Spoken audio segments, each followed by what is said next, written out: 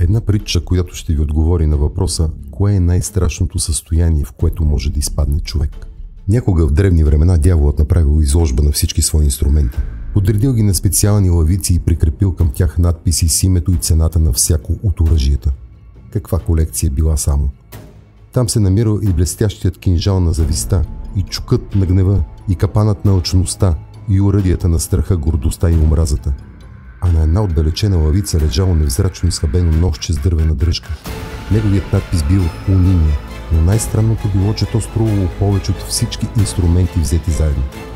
Защо този невзрачен инструмент е толкова ценен, попитали дявола. Може да е невзрачен и никой да не се пази от него, отговорил той. Но това е единственият инструмент в моя арсенал, на който мога да разчитам, ако всичките останали се окажат безсилни. Ако успея да забия унинието в главата на човека, той ми отваря врати към всичките ми други оръжия.